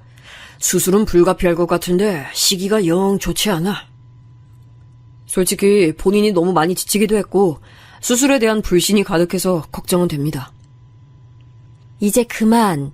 아빠, 여긴 일터가 아니에요. 이 사람 오늘 의사로 온 것도 아니고요. 그런 이야기 그만하시고 식사하세요. 한창 이야기에 열을 올리려던 시점에 귀신같이 여자친구가 끼어들어서는 식사 준비가 되었다고 했죠. 또 한 번 놀랐습니다. 처음 보는 음식들도 있었지만 분명 알고 있는 음식인데도 처음 보는 비주얼을 하고 있는 것들도 있었죠. 식사 시간은 음식을 제대로 입에 넣고 있는지가 의문일 정도로 불편했습니다. 특히 저를 바라보는 여자친구 어머니의 시선은 아까보다 좀 더 노골적이라고나 할까요? 먹는 저를 빤히 보기도 하고 중간에 혀를 차는 소리도 들렸죠. 이때부터 저는 여자친구 어머니께서 제게 좋지 않은 감정을 가진 게 분명하다고 확신이 들었습니다. 그럼 새어머니랑 둘이서 살고 있단 말이네요? 친엄마 소식은 모르고? 찾아볼 생각은 한 번도 안 했어요? 저희 어머니가 계신데 굳이 찾아볼 필요는 없다고 생각했습니다. 앞으로도 그 생각은 변함이 없을 겁니다. 그래요? 그럼 다행이네요. 사실 집안이 다 의사라서 의대 보내려고 했는데 알다시피 그건 힘들어서 못 갔거든요. 그래서 대신 우리 애 남편만큼은 대리일 사위로 들어왔으면 좋겠거든요. 우리 집에 들어와서 살아야 하는데 괜찮죠? 계모라고 하니까 그런 부분에 대해서 복잡할 건 아무것도 없을 것 같네. 저는 당연히 제가 예스라고 대답할 것을 확신하는 얼굴로 저를 보는 여자친구의 어머니를 보고 순간 할 말을 잃었습니다. 어디서부터 잘못됐다고 지적을 해야 할지 모를 정도로 제 기준에선 말이 되는 문장이 하나도 없었거든요. 저는 여자친구를 바라봤어요. 그녀도 처음 듣는 소린지 놀란 눈으로 저를 보더니 고개를 좌우로 저었어요. 죄송하지만 전 어머니를 모시고 살 예정입니다. 그리고 이 결혼 이야기에 저희 어머니가 계모인 게 무슨 관련이 있는지 이해가 안 되네요. 물론 대릴사위 이야기도 전혀 들어본 적이 없고요. 제 말이 끝나기 무섭게 여자친구는 자신도 모르는 대릴사위 이야기가 어디서 나온 거냐고 물었어요. 분위기로 봐선 여자친구를 제외하고 두 분이서 마음대로 정한 것 같았죠. 저는 이 사람과의 결혼은 진지하게 생각을 다시 해야겠다는 생각이 들었습니다. 딱히 나쁘지 않다고 생각했는데 집안끼리 물질적 차이는 물론이고 정신적 부분에서도 차이가 너무 많이 나서 서로 어울리는 짝이 아니라는 생각이 들었어요.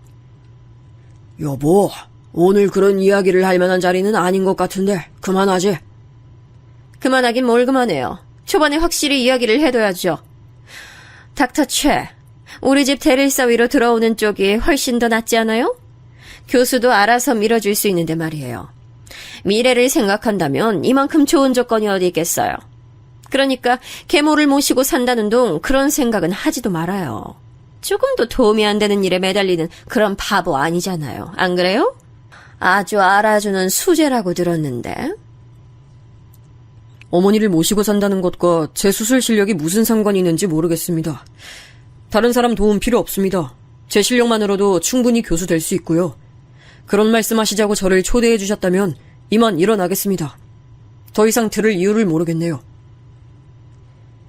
저는 바로 자리를 박차고 일어났습니다.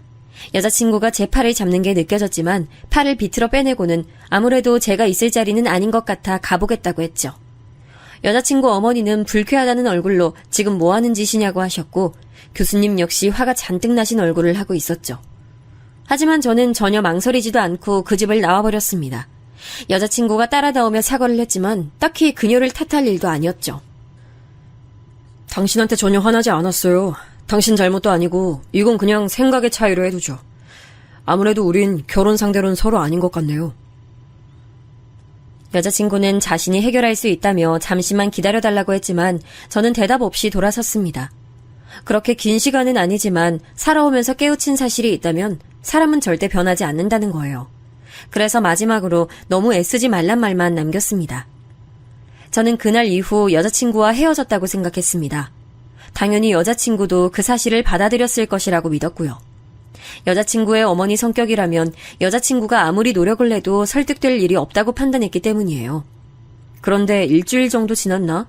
여자친구에게서 연락이 왔어요. 우리 끝내기로 한 거 아니었나요? 그날 일은 다시 한번 사과할게요. 부모님이랑 다시 얘기했어요. 대릴사위 같은 얘기는 절대로 하지 않으시겠다고 저랑 약속했어요. 제가 어머니 모시고 살겠다고 했더니 그것도 동의하셨고요. 글쎄요. 그렇게 쉽게 마음을 돌리실 분들이라면 그날 그런 식으로 말씀하셨을 것 같진 않네요. 우린 달라도 너무 달라요. 그러니까 여기서 끝내요. 어떻게 끝내자는 말을 그렇게 쉽게 해요? 나 절대 못 헤어져요. 아니, 헤어지고 싶지 않아요. 정말 나 당신이랑 어머님한테 잘할 자신 있어요. 우리 부모님도 내가 다 책임질 수 있고요. 그러니까 그냥 너무 다르다고만 하지 말고 생각을 다시 해줘요.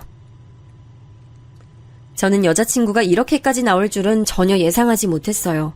그래서 단호하게 그녀를 밀어내질 못했죠. 여자친구는 이전보다 훨씬 더 적극적으로 나왔습니다. 저희 어머니께 인사를 드리고 싶다고 하더니 결국은 저 몰래 어머니 가게에 다녀갔더라고요.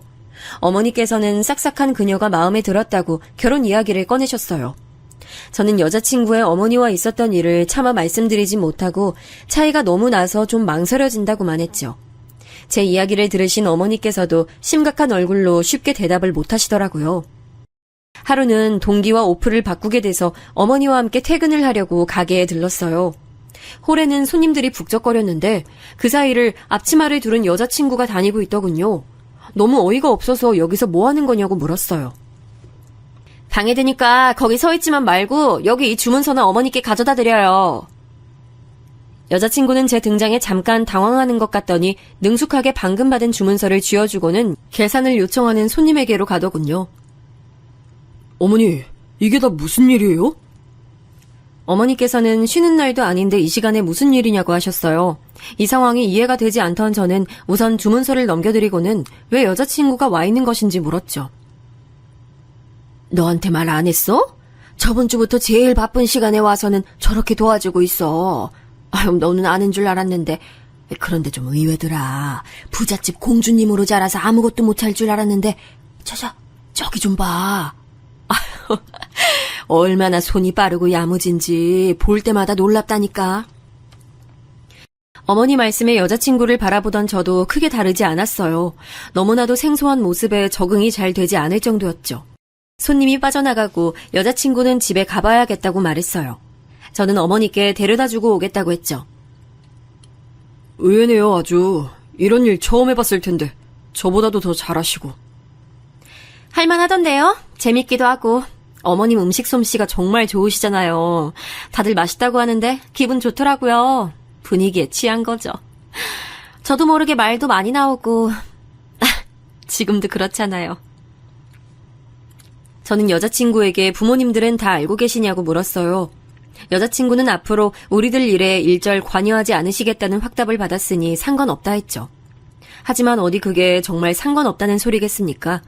제가 별 말을 하지 않자 여자친구는 답답하다는 듯 말을 이어갔죠.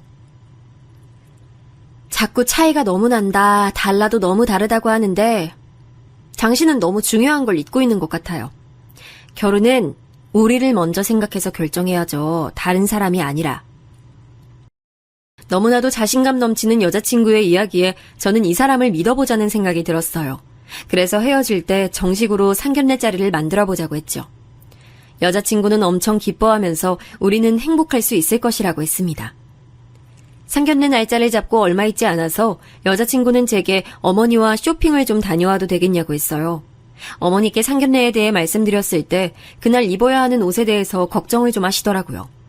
저도 어떻게 해야 할지 몰라서 난감했는데 이렇게 먼저 이야기를 해주니 고마운 마음이 들었죠. 상견례 날 어머니께서는 잔뜩 긴장한 얼굴을 하셨어요. 손에 땀이 뚝뚝 흐를 정도였죠. 저는 어머니께 너무 긴장하지 마시라 말씀드리고는 예약한 곳으로 들어갔습니다. 여자친구와 그녀의 부모님은 벌써 와 계셨어요. 일찍 도착을 했다고 하시면서 어머니께 정중히 인사를 하시더군요. 저는 여자친구의 어머님을 바라봤습니다. 어떤 생각을 하시는지 전혀 모를 얼굴로 처음 뵙는다고 말씀하셨죠. 음식을 먹으면서 가벼운 대화가 오갔습니다. 주로 이야기를 하는 쪽은 교수님과 저였죠. 중간중간 저희 어머니와 여자친구도 이야기에 참여했고요. 하지만 여자친구의 어머니는 추임새를 넣는 것이 전부일 뿐 한마디도 하지 않으셨죠. 저는 슬슬 뭔가 불안한 기분이 들었습니다. 아드님을 참 잘 키우셨어요. 수술 실력이 엄청 뛰어나다고 교수님들 칭찬이 자자하더라고요. 아주 뿌듯하시겠어요? 제가 뭘 한 게 있겠어요. 혼자 잘 커져서 고맙죠. 저는 우리 아들이 자랑스럽지 않은 순간이 키우면서 단 한 번도 없었거든요. 어머니께선 기특하다는 얼굴로 저를 바라보시면서 제 손을 잡아주셨어요. 몽글몽글한 기분이 들었지만 이 기분이 나쁘지 않았어요. 그때였어요. 충분히 그러실 수 있죠. 겨우 김밥이나 말 줄 아시는데 아드님 잘하는데 무슨 도움이 되셨겠어요. 앞길이나 안 막으면 다행이지. 아이 정말이지 아무리 배운 것 없이 사셨다고 해도 그렇지. 아유. 여자친구 어머니 말씀에 상견례장은 삽시간에 얼어붙었죠. 어머니께서는 본인이 무슨 소리를 들었는지 모르겠다는 표정을 하셨고 교수님은 경악하시면서 여자친구 어머니의 팔을 거칠게 잡으면서 조용히 하라고 하셨죠. 저는 얼굴에 열이 올라왔어요. 여자친구 어머니는 아랑곳하지 않으셨어요. 그렇잖아요.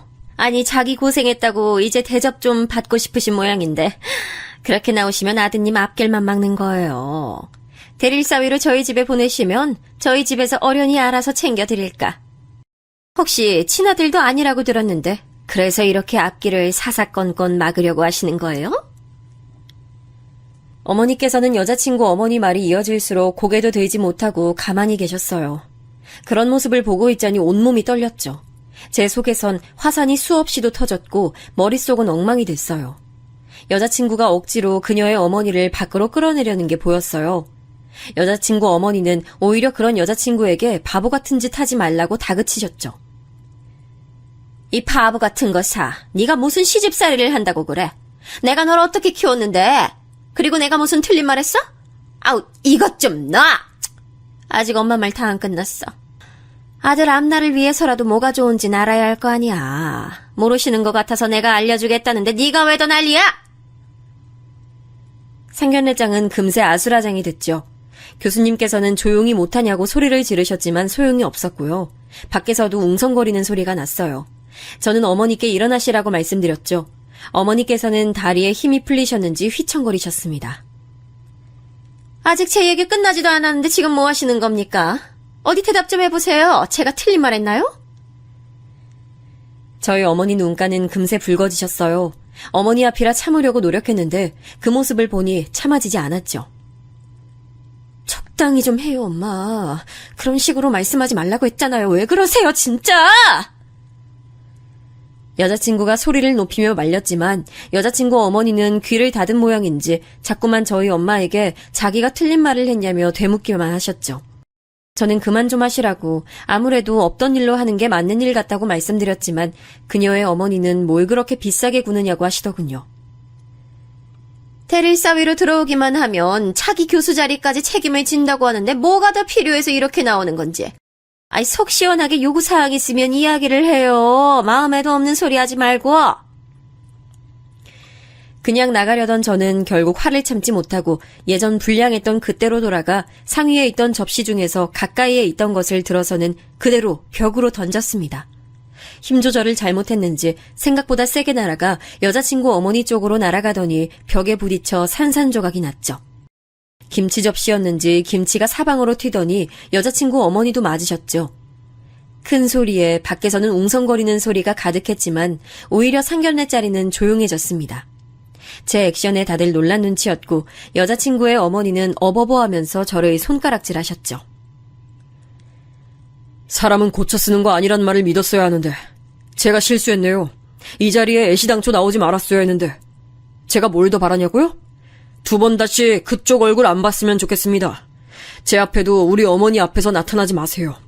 한 번만 더 우리 어머니께 모욕적인 말 내뱉으시면 그때는 저도 안 참습니다. 깨지는 게 그릇이 아닐 거란 말입니다. 아시겠어요? 저는 차갑게 경고를 내뱉고 그대로 어머니를 모시고 바로 그 자리를 박차고 나왔습니다.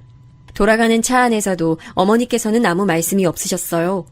저는 혹시나 어머니께서 이상한 생각을 하실까 걱정되어 여자친구의 어머니가 하신 말씀에 신경 쓰실 것이 하나도 없다고 했죠. 어머니, 이상한 생각하시는 거 아니죠? 오늘 아무 일도 없었어요. 그냥 저런 사람들 만났다는 사실도 잊으세요. 앞으로 찾아오거든 무조건 모르쇠 하시고요. 전 괜찮아요. 어머니 이런 모습 저 너무 속상해요. 그래도 교수님이 너한테 해코지라도 하시면. 아이 진짜 절 뭘로 보시고 그런다고 제가 어디 끄떡이라도 하나요. 아무것도 걱정 마세요. 전 어머니만 괜찮으시면 괜찮으니까. 오늘 일 머릿속에서 싹 지우시는 거예요. 아시겠죠?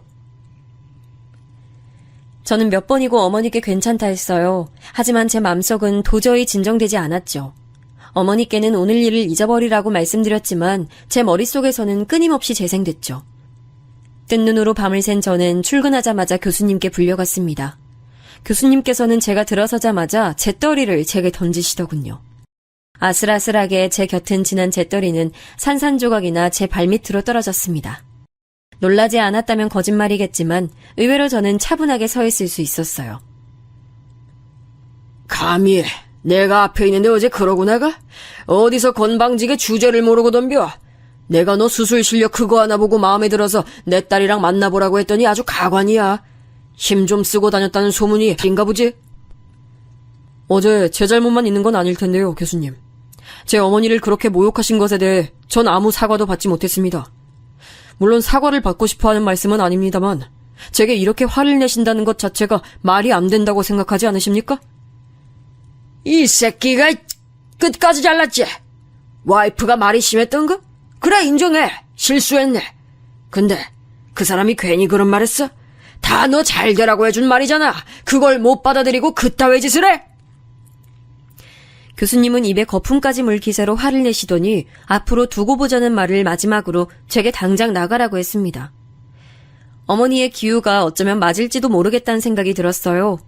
저도 바보 같았던 것이 생명을 앞에 두고 감정을 내세워 일을 할 것이라고는 생각하지 못했죠.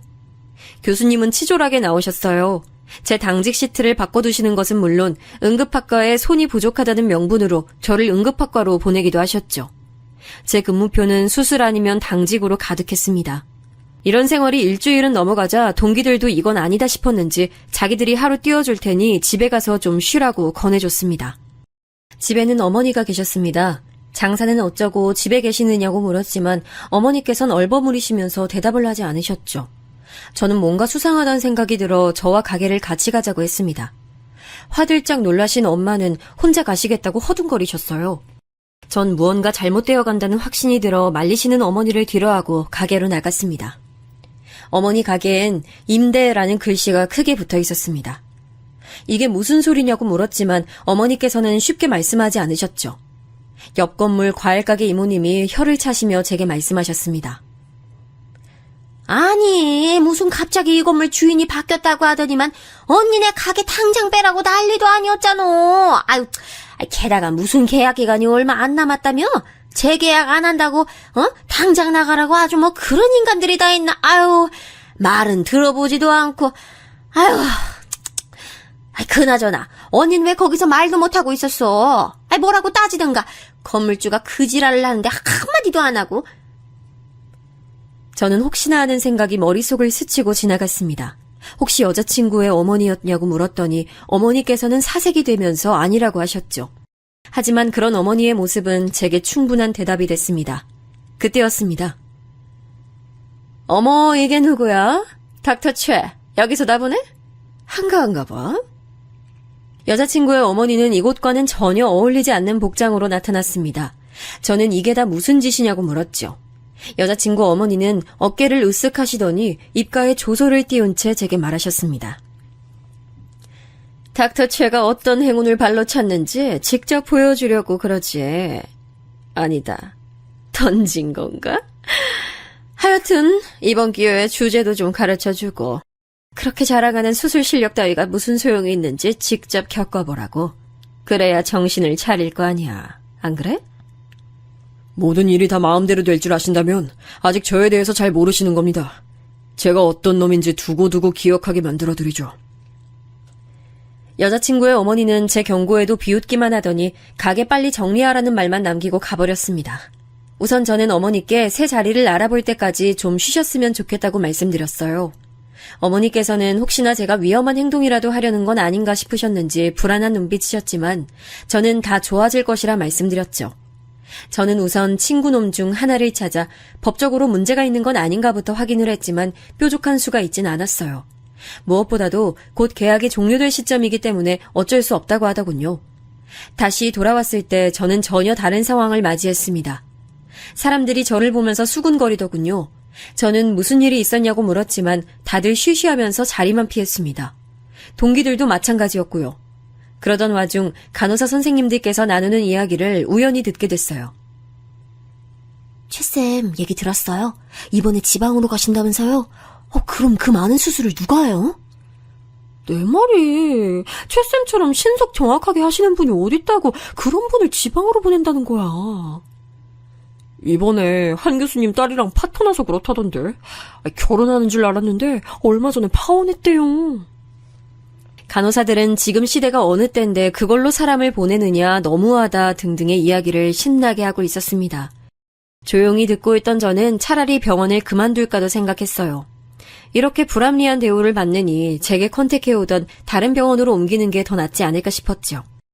하지만 한편으론 이렇게 옮긴다 한들 과연 나아질 수 있을까 싶기도 했어요.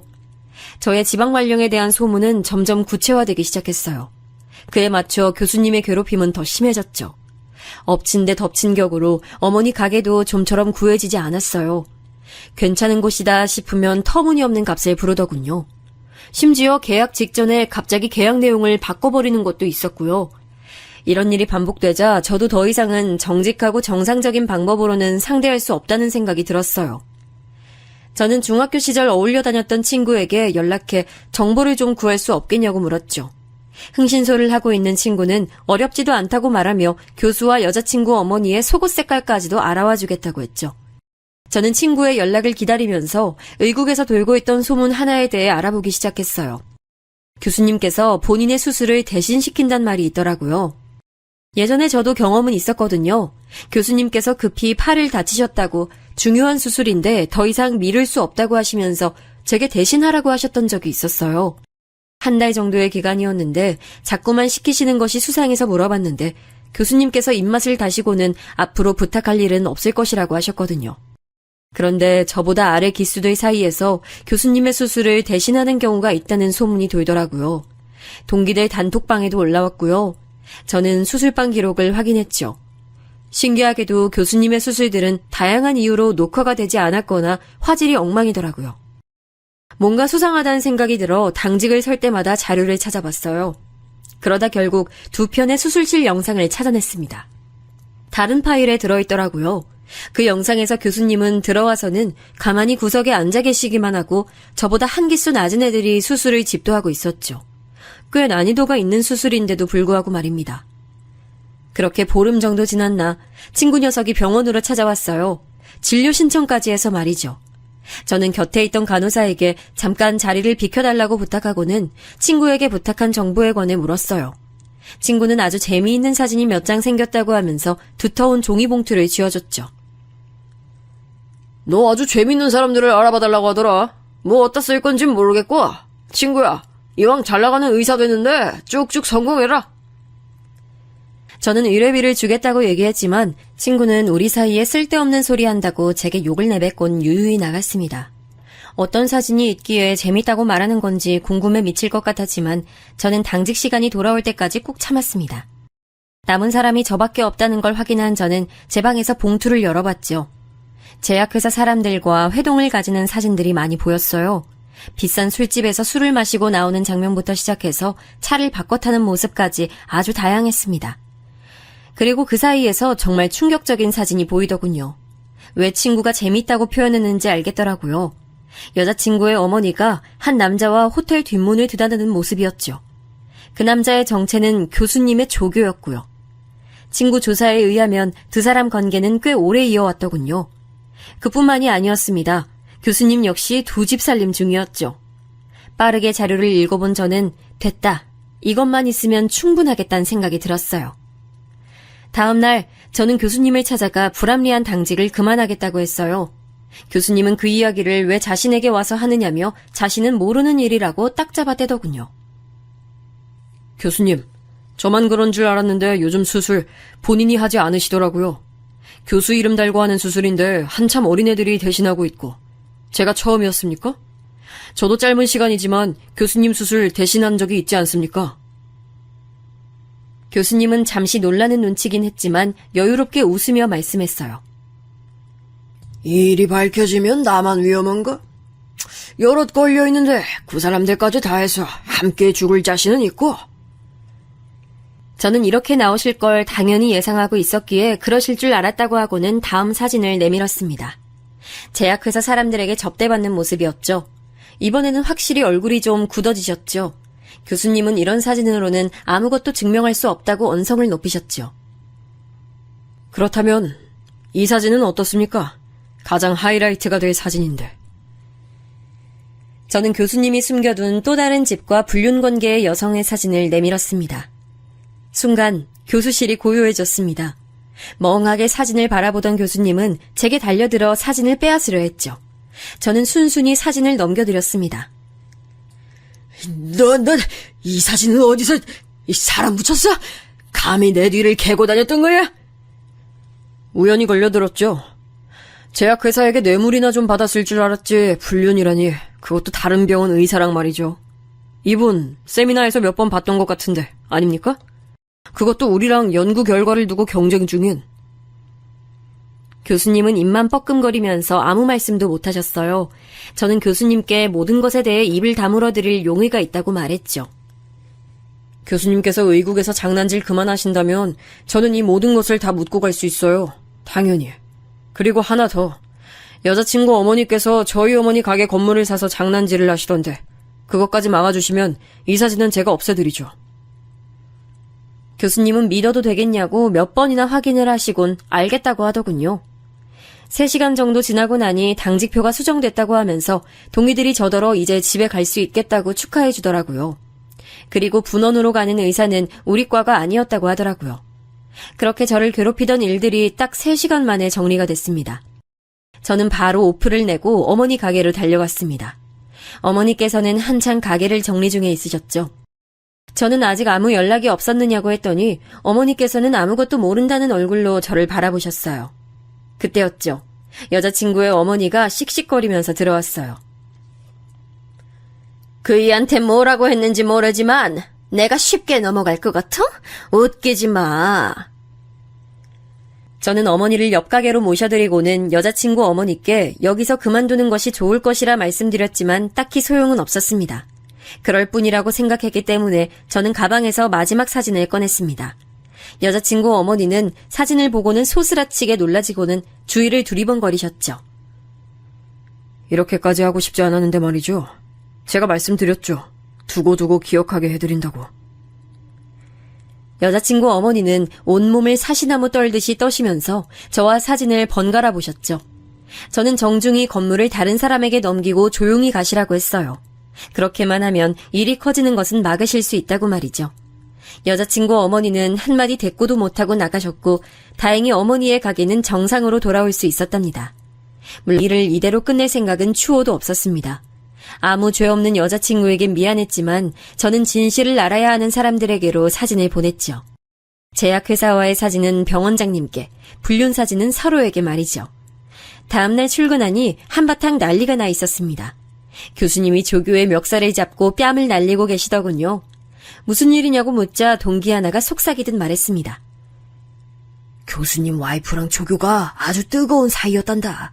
교수님 완전 눈 돌았잖아. 일은 거기서 끝이 아니었습니다. 여자친구의 어머니가 의국으로 들어오고 있었죠. 교수님은 무슨 얼굴로 여기를 오느냐고 소리를 지르셨습니다. 조교의 얼굴을 힐끗 본 여자친구 어머니는 제가 보내드린 사진을 교수님의 얼굴에 던지더군요. 다른 병원 의사랑 바람난 넌 뭐가 그렇게 잘났는데 나만 바람났어? 너는? 여자친구 어머니의 한 방에 로비에 모여있던 사람들은 깜짝 놀라며 수군거렸습니다. 바닥에 떨어진 사진을 몰래 주워 확인한 한 의사가 같은 프로젝트를 두고 경쟁관계에 있는 곳의 교수라고 얘기를 했고 분위기는 웅성거리는 듯 점점 커졌습니다. 말 그대로 개판이 됐죠.